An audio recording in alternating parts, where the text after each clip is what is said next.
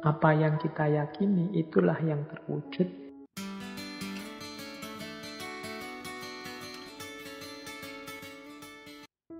Energi mengalir kemana perhatian seseorang tertuju.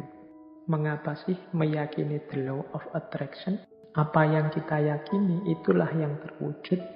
Karena ketika kita meyakini sesuatu, fokus pada sesuatu, energi kita mengalir ke situ semua. Pokoknya saya harus berhasil di sini, saya harus sukses ini, saya harus mampu melakukan ini. Nah, itu energi kita mengalir ke situ semua. Ya wis mudahnya, sering saya ilustrasikan kan kalau orang jatuh cinta. Itu energinya fokus semua pada yang dicintainya. Sehingga kadang-kadang dia bisa melakukan apapun yang untuk dirinya sendiri saja mungkin tidak dilakukan. Tapi untuk yang dia cintai, dia mampu melakukannya. Kenapa? Energinya mengalir ke situ semua. Karena pikiran perhatiannya ke situ semua. Jadi asumsi pertamanya itu. Ketika kita fokus pada sesuatu, maka semua potensi diri kita ke situ semua. Itu yang pertama, asumsinya itu. Yang kedua, alam semesta ini, ya di situ kalimatnya penuh dengan kelimpahan untuk manusia. Maksudnya apa? Alam semesta ini, segala fasilitas kelebihan yang ada di dalamnya oleh Allah itu diciptakan untuk manusia, dalam tanda petik untuk melayani manusia. Kita ini kan makhluk yang dihadirkan ke bumi setelah bumi siap untuk kita huni. Karena memang bumi disiapkan untuk manusia. Maka apapun sebenarnya yang kita inginkan, yang kita harapkan dalam hidup ini pasti difasilitasi oleh alam semesta sekeliling kita. Tinggal kita mau atau tidak. Nah, itu asumsi kedua. Berarti kuncinya ada pada keinginan dirinya manusia. Asumsi yang kedua. Mengapa kok pikiran kita nanti yang menjadi kunci? Yang ketiga, kemampuan atau potensi manusia itu sangat jauh lebih besar, jauh lebih luas daripada yang kita sadari saat ini. Jadi kayak kita merasa, Pak, filsafat itu mentok, saya Pak tidak paham. Tidak, kamu kurang serius menggali potensimu saja. Kalau kamu mau bisa. Pak, bahasa Inggris itu Pak, wah puyeng saya Pak. Matematika itu Pak, tidak. Kamu bisa sebenarnya, cuma kamu kesusu berhenti saja. Kemampuan atau potensimu tidak terbatas itu. Allah memberimu potensi yang luar biasa. Harusnya engkau jadi orang yang luar biasa. Harusnya setiap orang kalau mau dia bisa jadi luar biasa. Kemampuan dan potensimu cukup untuk apapun yang engkau cita-citakan, engkau inginkan. Itu asumsi ketiga. Asumsi keempat, hidup ini tujuan dan isinya tergantung pada keputusanmu sebagai manusia.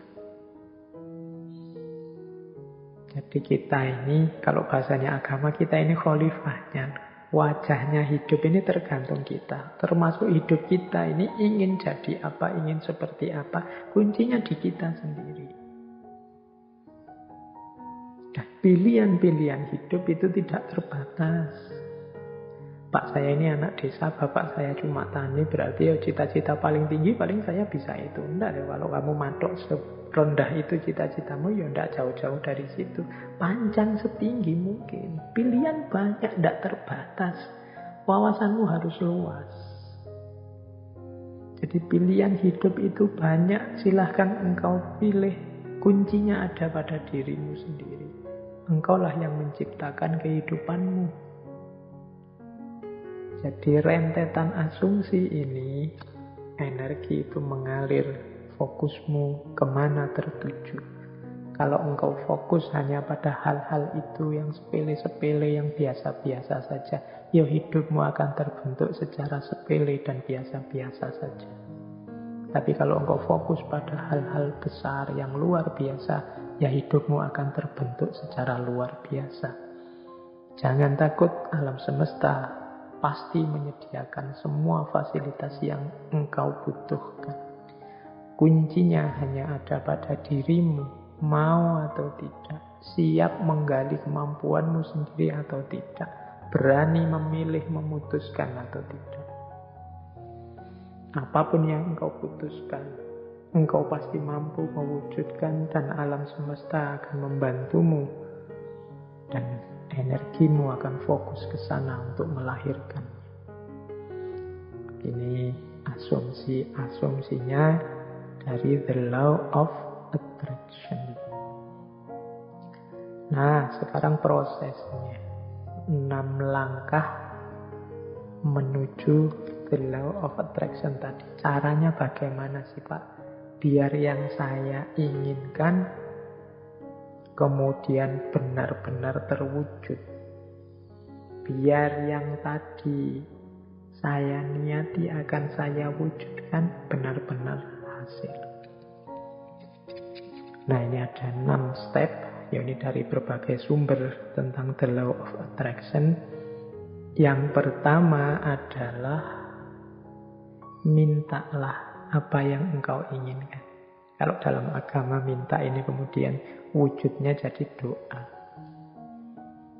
Atau mungkin dalam bahasa yang berbeda kadang orang memakai kalimat mimpilah. Beranilah bermimpi. Kalau orang minta saja tidak berani, mimpi saja tidak berani, ya bagaimana dia mencapai tujuan-tujuan besar? Alah Pak, saya ini orang desa, ya sudah. Cuma cukup seperti ini saja saya sudah senang, ya sudah. Hidupmu akan hanya sampai level itu. Yang engkau inginkan memang di level itu saja. Padahal kalau engkau mau, engkau bisa minta yang lebih tinggi, menginginkan yang lebih tinggi. Inginkanlah. Jadi mintalah itu sama seperti inginkanlah apapun yang engkau inginkan yang besar-besar. Kalau sudah menginginkan, sudah minta, jangan lupa. Percayalah bahwa yang engkau inginkan itu akan terjadi. Nah, ini yang kadang-kadang kalau dibaca sepele, tapi dijalankan berat. Keyakinan. Saya sering menyatakan kita itu kalau berdoa kadang setengah-setengah. Setengah-setengah dalam arti kita sendiri tidak yakin doa ini akan dikabulkan. Jadi wong kita sendiri tidak yakin bahwa keinginan kita akan terkabul. Ya wes, tidak akan wujud wong kita sendiri tidak yakin. Kalau kita yakinnya 50%, ya wujudnya mungkin ya hanya 50% nanti buahnya. Jadi ini bagian dari the law of attraction adalah keyakinan kita, kemantapan hati kita. Saya Pak nanti pasti bisa dapat jodoh yang cantik, yang kaya, yang macam-macam. Tapi terus kamu sendiri yang mementahkan. Tapi apa ya mampu ya Pak, wong saya itu hanya orang desa, wajahku ya pas-pasan gini. Ya mesti raiso Pak. Ya sudah, kamu sendiri pesimis itu ya tidak akan wujud. Engkau sendiri yang mementahkan doamu, engkau sendiri yang mementahkan keinginan-keinginan. Ya, alam semesta sekelilingmu, kemampuan potensi besar dalam dirimu yang tidak akan keluar. Kamu sendiri tidak yakin. Kalau engkau yakinnya 50%, ya keluarnya 50%. Jadi yang kedua, percayalah, yakinlah bahwa apa yang engkau minta pasti akan terwujud. Nah, yang ketiga ini siapkan dirimu untuk menerima kesuksesan sebagaimana yang engkau minta. Ya kan? Loh, kalau engkau minta, Pak, saya punya tujuan lulus kuliah yang paling cepat. Saya ingin lulusnya saya paling awal dengan nilai paling tinggi. Ya, kamu harus menciptakan dirimu sejak sekarang sebagai orang yang siap sebagai mahasiswa yang lulus tercepat terbaik. Kalau engkau bercita-cita punya, kayak tadi ya, meskipun artifisial, punya istri cantik, punya istri kaya, punya istri luar biasa, ya bersiaplah, ciptakan dirimu sebagai orang yang pantas punya istri cantik, kaya, dan lain sebagainya. Jadi di antara tandanya bahwa engkau yakin akan terkabul itu engkau siap-siap untuk menerimanya. Nah, kalau engkau tidak siap menerimanya, ya dia tidak akan hadir.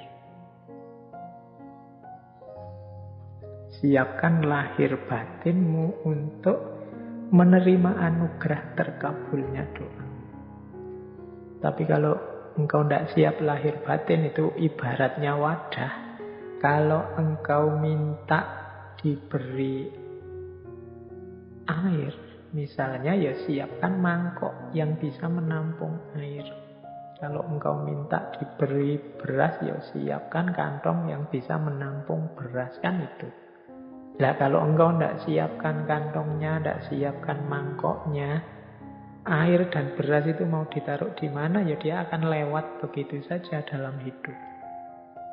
Jadi yang ketiga, siapkan dirimu untuk menerima. Mungkin engkau pernah berdoa, sebenarnya doamu itu kabul, tapi engkau tidak siap menerima. Sehingga anugerah itu lewat begitu saja. Teman-teman mungkin pernah dengar cerita atau membaca cerita ya, satu ketika ada banjir, kemudian ada orang yang naik ke atas genteng menunggu datangnya pertolongan. Dia berdoa, ya Allah, semoga selamatkanlah aku dari banjir ini. Kemudian tiba-tiba datang tim SAR membawa perangkat untuk penyelamatan. Dia mau menyelamatkan dia tidak mau. Tidak, saya menunggu Allah langsung yang menyelamatkan saya, bukan tim SAR. Silahkan lewat saja. Kemudian tim SAR lewat begitu saja, dia tidak mau. Sampai hari berikutnya juga begitu. Tim SAR balik lagi, dia tetap tidak mau. Menunggu langsung pertolongannya Allah. Akhirnya dia meninggal.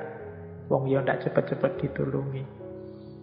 Nah, begitu sampai di akhirat, dia protes sama Allah. Ya Allah, saya berdoa loh untuk meminta pertolonganmu. Aku ini orang soleh. Kok engkau tidak datang-datang menolongku? Terus Allah jawab, lah, aku kirimkan tim SAR pertama, tim SAR kedua, tim SAR ketiga. Itulah mbok anggap pertolongan dari siapa? Ya ternyata dia tidak siap untuk menerima pengabulan doanya.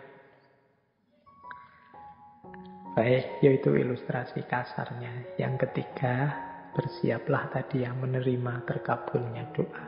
Jadi yakin, percaya, dan siap. Yang keempat, kalau bahasanya the law of attraction, visualisasikan. Jadi untuk mendukung semua itu, hidupkan dalam pikiranmu, hidupkan dalam imajinasimu, hidupkan dalam batinmu.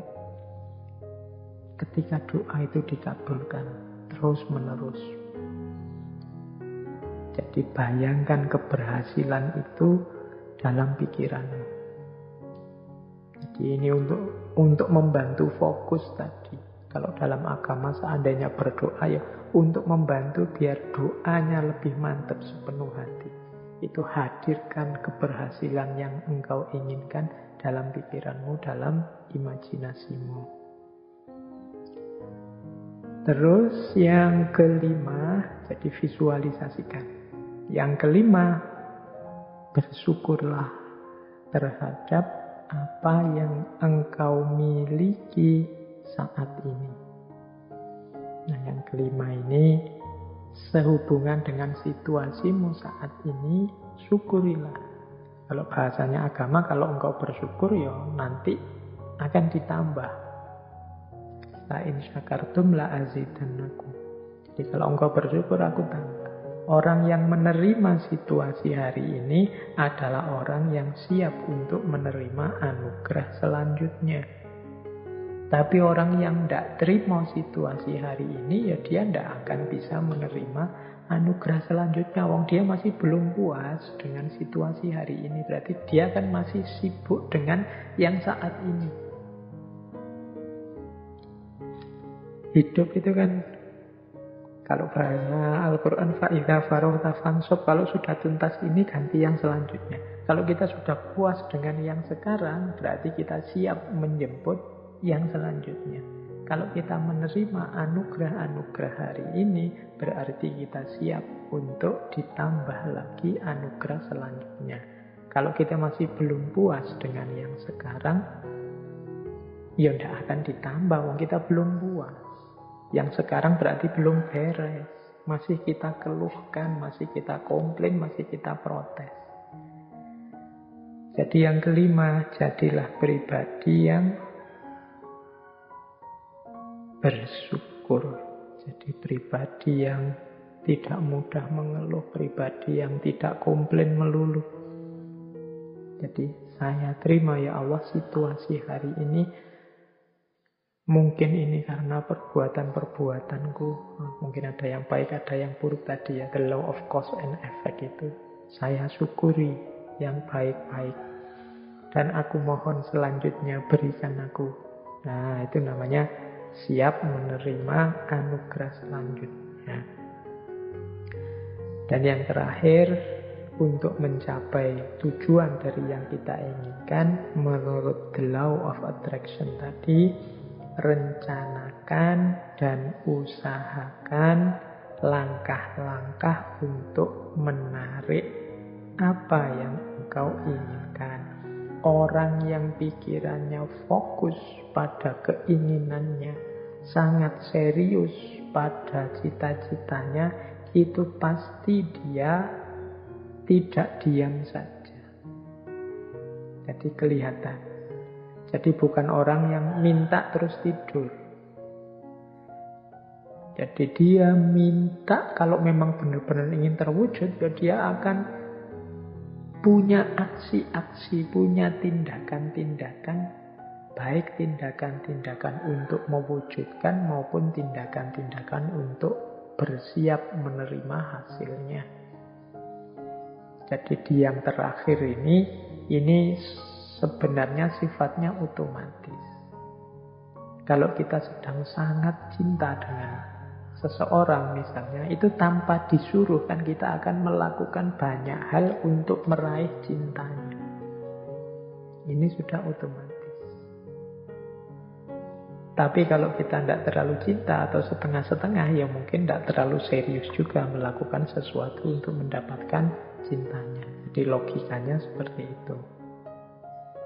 Kalau kita memang cinta sama Allah, tidak perlu diperingatkan tiap hari, tidak perlu diancam-ancam dengan neraka, tidak perlu diiming-imingi dengan surga. Engkau pasti sudah selalu ingin dekat dengan Allah, melakukan aktivitas apapun yang membuatmu dekat dengan Allah. Ini otomatis. Jadi ini 6 langkah dalam konteks the law of attraction. Mintalah apa yang engkau inginkan. Percayalah bahwa yang engkau inginkan pasti nanti akan terwujud. Persiapkan dirimu untuk mendapatkan apa yang engkau inginkan. Kemudian visualisasikan, bayangkan keberhasilanmu dalam pikiranmu, dalam batinmu. Syukurilah kondisimu saat ini. Upayakan sejauh kemampuanmu untuk mewujudkan keinginanmu. Maka alam semesta, Allah akan memberikan anugerahnya mewujudkan keinginanmu. Itulah the law of attraction. Baik, terus saya lanjutkan lagi. Di antara kuncinya the law of attraction adalah membangun vibrasi yang positif. Jadi kuncinya ada di getaran tadi. Getaran kita harus getaran yang positif. Ada teori yang menyatakan bahwa getaran yang positif itu antara lain adalah kegembiraan, cinta, kebahagiaan, keceriaan, apresiasi, rasa syukur. Nah, ini vibrasi-vibrasi positif yang akan menarik hal-hal yang positif di sekeliling kita. Kalau teman-teman merasa hidupku ini kok suram terus ya, hidupku ini rasanya kok sumpek terus, hidupku ini rasanya kok gelisah terus, jangan-jangan memang kita sendiri yang membangun energi, membangun vibrasi getaran yang negatif. Getaran negatif itu kemarahan, kekecewaan, frustasi, rasa bersalah, rasa tersakiti, ketakutan, dan lain sebagainya. Itu vibrasi yang negatif. Kalau kita tiap hari diri kita isinya ini saja, ya getaran kita getaran yang negatif dan akan mengundang juga hal-hal yang negatif. Seperti saya contohkan tadi, ketakutan-ketakutan kita ya akan mengundang hadirnya apa yang kita takuti. Demikian juga frustasi, kekecewaan, kemarahan. Ini hal-hal yang negatif, menciptakan getaran yang negatif, mengundang kenegatifan yang sama ke sekeliling kita. Sebaliknya, kalau kita menghadirkan vibrasi-vibrasi yang positif, kegembiraan, rasa cinta, rasa syukur, keceriaan, penghargaan pada orang lain, ya yang kita undang dalam hidup kita itu hal-hal yang positif.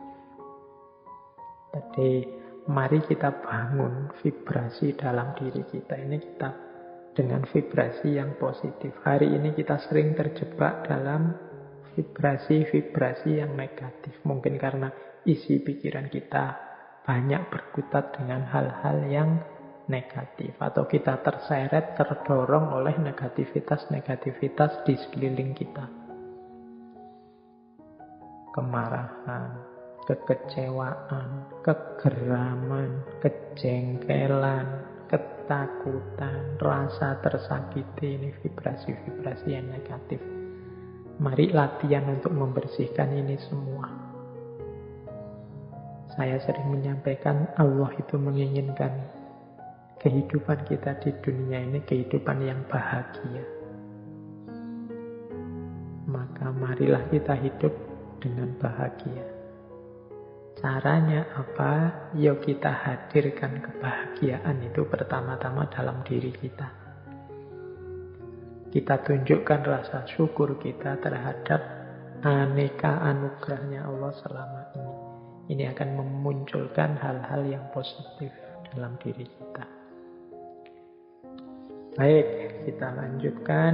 Nah, ini materinya masih panjang. Kita ambil nafas sebentar ya. Waktunya sudah mepet. Ini saya agak cepat.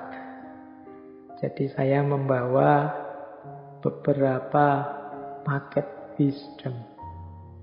Jadi paket wisdom yang berhubungan dengan the law of attraction. Jadi pandangan-pandangan kebijaksanaan-kebijaksanaan yang ini menurut saya nyambung dengan the law of attraction. Semoga dengan quote-quote yang saya bawa ini, kebijaksanaan-kebijaksanaan yang saya bawa ini, teman-teman bisa lebih mudah menangkap apa sih yang diinginkan oleh law of attraction ini. Baik, saya awali dari kumpulan wisdom yang pertama, tentang kekuatan intelijensi. Yang pertama saya ambil dari Mahatma Gandhi. Menurut Gandhi, manusia tidak lain adalah produk dari pikirannya. Apa yang ia pikirkan, seperti itulah ia menjadi. Oke, ini tadi sudah dijelaskan beberapa di depannya. Jadi kalau isi pikiran kita itu tentang yang keras-keras, yang brutal-brutal, yang jahat-jahat, ya seperti itu nanti kehidupan kita terbentuk. Kehidupan kita itu kan pertama-tama dibentuk melalui ideal-ideal yang ada di kepala kita. Kalau idealnya isinya positif, ya hidup kita terbentuk secara positif. Kalau negatif, ya hidup kita akan terbentuk menjadi negatif. Ini nyambung dengan quotes-nya Benjamin Disraeli. Benjamin Disraeli bilang, masukkanlah gagasan-gagasan besar dalam pikiranmu. Karena engkau tidak akan pernah lebih tinggi dari yang engkau pikirkan. Ini Benjamin Disraeli lebih tegas lagi menyebut, yuk kita berpikir itu harus berpikir yang besar. Karena kehidupan kita, diri kita itu tidak pernah melebihi pikiran kita. Jadi dia selalu sesuai pikiran kita, bisa di bawahnya. Tapi kalau kita hanya gagasan-gagasan kecil, ya hidup kita akan sekecil gagasan kita. Maka masukkanlah gagasan-gagasan besar. Karena engkau tidak akan pernah lebih tinggi dari yang engkau pikirkan. Nah ini teman-teman, hari ini harus lebih hati-hati lagi. Hari ini beragam gagasan masuk ke kepala kita. Tolong diperhatikan, gagasan-gagasan itu konstruktifkah untuk pembentukan diri kita menjadi orang yang besar. Jangan sampai kita sibuk memasukkan gagasan-gagasan kecil, kita meributkan hal-hal yang sepele tidak penting, sehingga akhirnya hanya di level itulah kita terbentuk. Nah, saya tampilkan juga sebuah quote selanjutnya dari Walt Disney. Kalau ini teman-teman mesti kenal ya. Animator, produser, sutradara, pengisi suara. Sekarang bahkan ada perusahaannya yang luar biasa. Kata Walt Disney apa? If you can dream it, you can do it. Kalau engkau bisa memimpikannya, pasti engkau bisa melakukannya, pasti engkau bisa mewujudkannya. Mimpilah. Mimpilah tentang hal-hal yang besar. Mimpilah menjadi orang besar. Mimpilah menjadi orang yang luar biasa. Maka engkau akan jadi orang yang juga luar biasa. Ini dawuhnya Walt Disney. Dan mungkin dia membuktikan ucapan kata-katanya sendiri. Mimpi-mimpinya terwujud semua. If you can dream it, you can do it. Hari ini di antara kita bahkan banyak yang bermimpi saja tidak berani. Padahal mimpi itu kan gratis, tinggal kamu pancang, kamu patok di kepalamu. Aku ingin menjadi seperti ini, aku ingin menjadi sosok yang begini, dan seterusnya. If you can dream it, you can do it. Kemudian ada juga quotes dari Ralph Waldo Emerson. A person is what he or she think about all day long. Seseorang itu adalah apa yang dia pikirkan tentang dirinya sepanjang waktu. Jadi engkau anggap dirimu siapa, seperti itulah engkau. Kalau teman-teman merasa bahwa Pak, saya ini ya Pak, anak mahasiswa, jadi mahasiswa itu kan kalangan terdidik, jadi saya itu ya harusnya berperilaku seperti kalangan yang terdidik ya Pak. Itu kalau pikiranmu begitu, yang kau lakukan kan juga seperti itu. Tiap hari mungkin engkau berusaha hati-hati untuk bersikap, berperilaku seperti orang terdidik. Pak, saya itu sejak kecil oleh orang tua sudah dijejali wawasan-wawasan agama. Harusnya saya menjaga amanat orang tua ini ya Pak? Oh iya silahkan. Pikiranmu begitu ya, engkau akan mewujudkan dirimu, tidak akan jauh-jauh dari situ. Tapi kalau kamu pikirannya berbeda, ya engkau akan mewujudkan secara berbeda. Misalnya begini, Pak, saya sejak kecil itu kan sama orang tua dijejali wawasan-wawasan agama. Sekarang kan saya sudah dewasa Pak, berhak berpikir sendiri. Jadi ya saya akan milih sendiri, saya akan hidup sesuai keinginan saya sendiri secara merdeka. Toh saya sekarang orang dewasa. Ya seperti itulah hidupmu akan terwujud. Apa yang engkau pikirkan tentang dirimu, seperti itulah dirimu akan terlahir. A person is what he or she think about all day long. Nah, jadi ini law of attraction wisdom bagian kekuatan intelijensi. Jadi apa yang dipikiranmu, itulah dirimu. Terakhir ini ada quotes dari Albert Einstein. Imagination is everything. It is the preview of life coming attraction. Imajinasi adalah segalanya. Imajinasi itulah yang jadi preview of life coming attraction. Preview itu kayak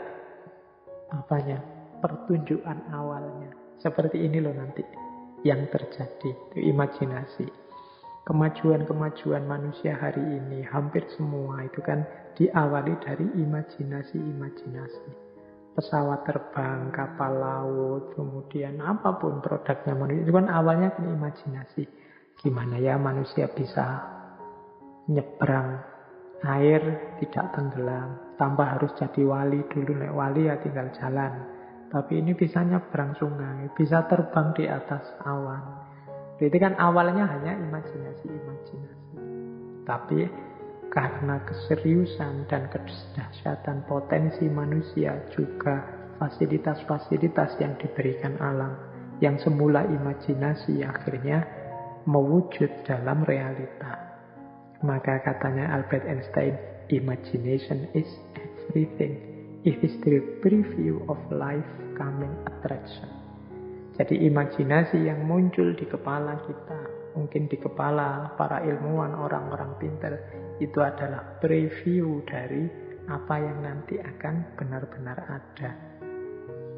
Preview itu kayak trailernya film itu. Jadi ya nanti tidak jauh-jauh dari situlah isinya. Nah itu imajinasi. Maka teman-teman jangan takut bermimpi, jangan takut berimajinasi. Siapa tahu dari situ nanti muncul karya-karya, muncul produk-produk yang luar biasa yang sebelumnya oleh banyak orang dianggap tidak mungkin.